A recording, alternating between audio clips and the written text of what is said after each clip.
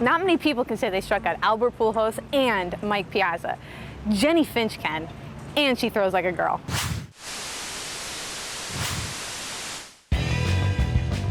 It's Be Your Own Fan TV with your host, Tyler Tumminia.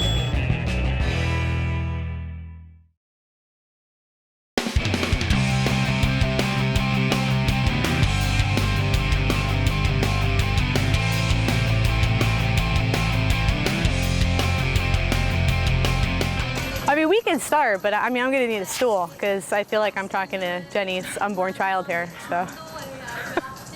No, I'm just kidding, here we go.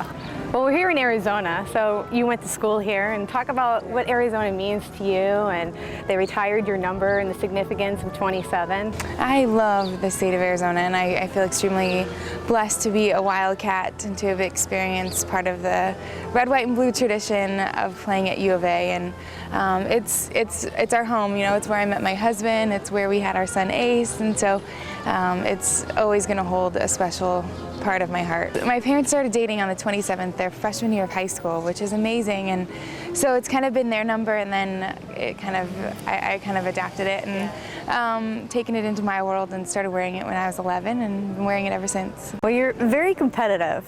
So you announced your retirement last year.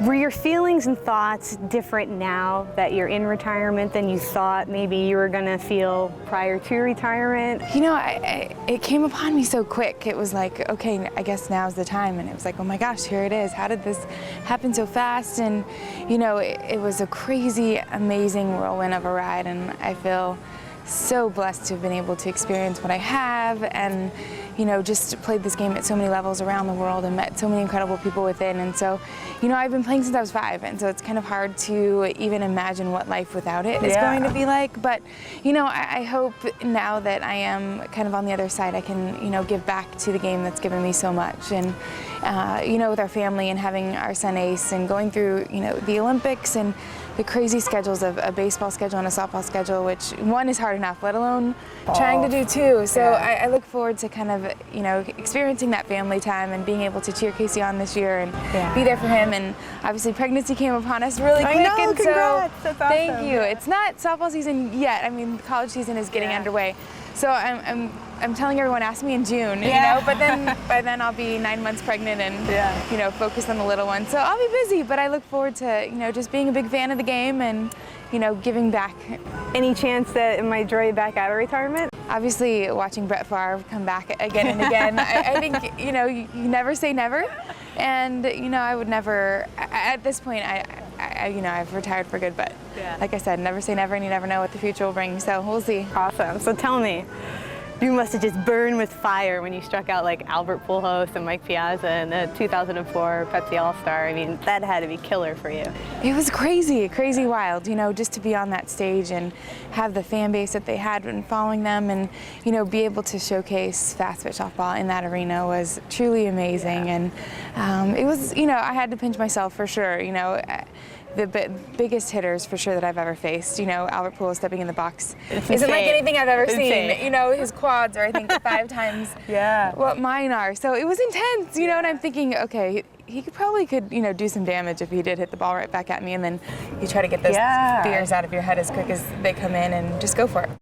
Is there a pregame ritual that you do, or do you get nervous still? Well, and I think especially being a pitcher, we earn our crazy repetition for a reason because we are a little bit nuts, you know, and there is, and I like to use the word, you know, it's just my routine versus superstition, but there's a lot to my routine, and you know, you want to be as consistent as you can because I feel like that's where your confidence comes from and that's what you prepare for. And but those nerves are still there no matter what level, and like I've been pitching for 25 years and I still get the butterflies, but it's a good thing. And you know, I always tell young girls, as long as they're controlled and as long as you've prepared, you know, for them, then use them for your advantage. But when you don't prepare, that's when they're out of control, and that's when I think it's a disadvantage to you out there. So let me ask you, if you were going to play softball, what did you even think about not playing softball, or was there something else you wanted to do in life? Or you know, it was never not play. It Yeah. was, you know, from one thing to the next, and it was, okay, get a college scholarship and, you know, get my college education. And then from there it was, okay, I think, you know, I'm going to go for the Olympics. And then from there it was like professional opportunity that wasn't there when I was a young girl. And it's just, it's been an incredible, incredible ride. And I feel so grateful to the women before me who have paved the way and opened these, you know, doors and opportunities for women like me. And hopefully we can continue those doors to be open for the future. So now you have a book coming up, right? We do, yes. It's called Throw Like a Girl. Yes, I'm super stoked. We're very excited about getting it out, and it's just for the young female athlete all the way up to the collegiate athlete, and then even for the parents. I think, you know, as a young female athlete, anything I could get my hands on as far as any kind of material out there, I was on it and I wanted to read about it. And there's just not much out there for the young female athlete, and I think going through the struggles of, you know, everything from the things girls have to face to body image to nutrition to, you know, being the best that you can be. What's in the future? What's in store for you next? Well, like I said, I look forward to kind of the next step and doing things that I didn't have the opportunity to do while I was playing. So, like I said, cheering on Casey and being there for him and a lot of family time, but continuing my camps and clinics nationwide, which is the greatest part about being in the position I am, is being able to inspire, hopefully, and share my passion and love for the game of softball with so many young softballers out there. So doing that, I've been doing a lot of speaking engagements, a lot of charity events, which is always great. And obviously, like you said, my book coming out, and we have a pitching DVD instructional coming out also this fall. Great, So look forward to the future. That's awesome. Now, do you still, you and your dad, have that Finch mill? Yes, the Finch windmill. It's a shoulder exerciser, and it's, I believe, been the reason that I've been able to have my career and be able to reach the, you know, goals that I've had and then stay healthy doing it. So you work out left-handed and right-handed. It's for equal muscle balance, and the feedback has been amazing. I mean, quarterbacks increasing yardage on their throws, golfers increasing their distance, and, you know, baseball, softball increasing miles per hour along with safety. All right, so the next part of it is our fans, our Twitter fans, wrote in some questions that they would like for me to ask you, so I'm just going to roll with that. Softball Lessons wanted me to ask, will you ever open a training facility in Marana? I don't know. I have my own training, Jennie Finch Softball Academy, and that's in New Jersey.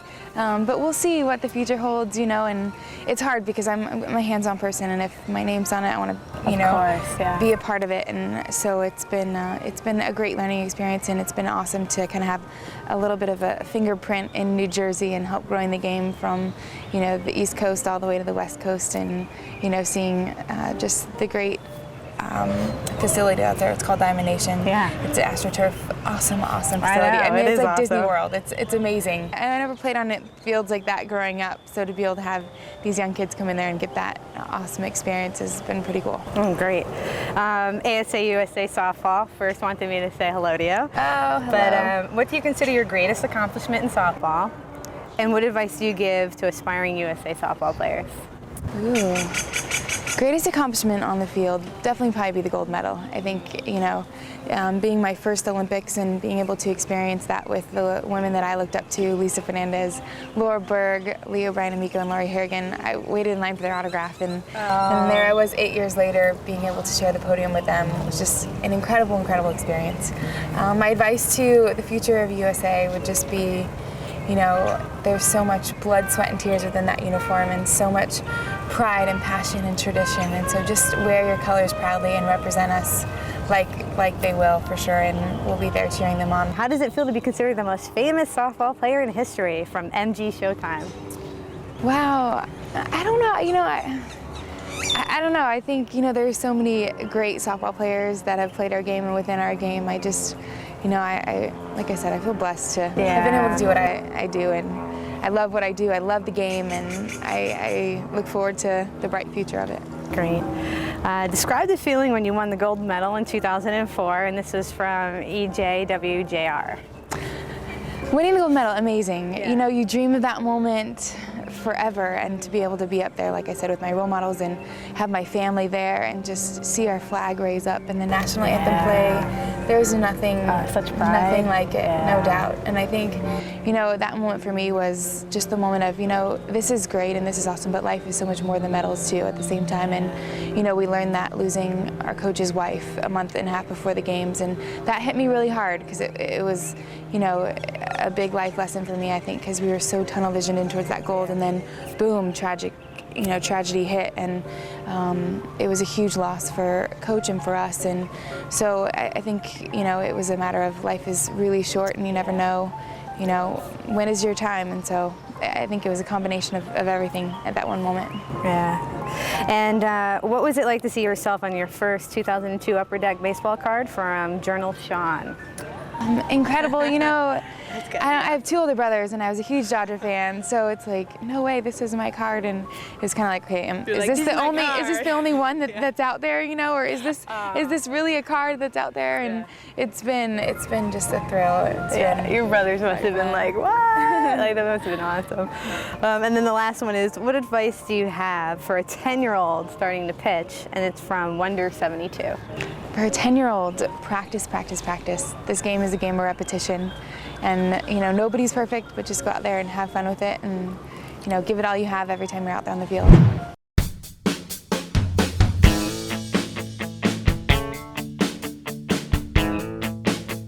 She's great, really great, such a professional. You know, comes right in, no entourage. She just walks right into her own interview. But, you know, you can really tell she just absolutely loves her family. That's her main priority. You know, she's ready to have this second kid, and but that's her love. Of course, it's softball too, but that's her love right now, which is, you know, family and just trying to keep the unit together. But wonderful girl, wonderful woman, super nice, super talented, and you can tell that she was named the top 50 most beautiful person in the world for a reason, because she was gorgeous. She wouldn't give up her routine, if you notice that. Like, she talked, like, whenever I asked her about if she had any, like, superstitions or, like, something, like, she had to do her routine before a game, you notice how she kept that close to the chest. She's like, oh yeah, I got a routine. She's the best softball player in the world. Yeah. Like, you know. No doubt, but I just thought that was awesome, because that's probably something I would do too. Like, yeah, I have a routine, but I'm not going to show you my hand on it, so I like that a lot. Great interview.